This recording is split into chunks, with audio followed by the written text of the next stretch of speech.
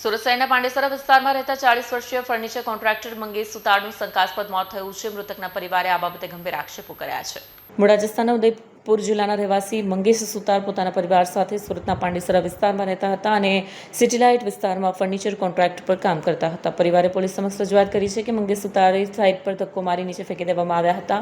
વધુમાં પરિવારે પૈસાની લેવડ દેવડ અને જબરજસ્તીથી કામ કરાવવાના મુદ્દે પણ આક્ષેપો કર્યા છે. મૃતકની પાછળ પત્ની અને બે નાનકડી દીકરીઓ છે. પરિવારે સમગ્ર બાબતની નિષ્પક્ષ અને તપાસ કરી સાચું ન્યાય આપવાની માંગ કરી છે. પોલીસ ફરિયાદના આધારે આગળની તપાસ હાથ ધરી છે.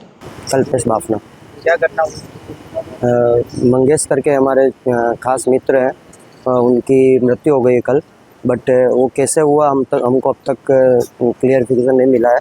नवमंगल सोसाइटी है सेटेलाइट में, उसके नीचे उनकी बॉडी मिली है। हमको 6 बजे ऐसा कॉल आया था कि मंगेश भाई को ऐसा कुछ हो गया है, आप लोग देख लो। तो हम लोग गए तो बॉडी थी उनकी वहाँ, और कोई सोसाइटी वाला जिस साइड पर वो काम कर रहे थे वो साइड का ओनर तक वहाँ नहीं था, और वो ऐसा कुछ कर सके ऐसा इंसान था ही भी नहीं। बहुत सहन शक्ति वाला इंसान था, उनको ऐसा कोई दिक्कत भी नहीं थी कि वो कोई गलत कदम उठाए। और दूसरा कि वो पार्टी उनको बहुत प्रताड़ित कर रही थी काफ़ी समय से, तो उनसे परेशान भी थे। हमको बोला भी, तो हमने बीच में बोला भाई अपन चलते इसका सॉल्यूशन निकालते हैं, बट बोले नहीं मैं देख लूँगा, पार्टी बहुत राजनीति वाली है, वो धौंस बहुत देती है, तो वो कुछ कर देगी।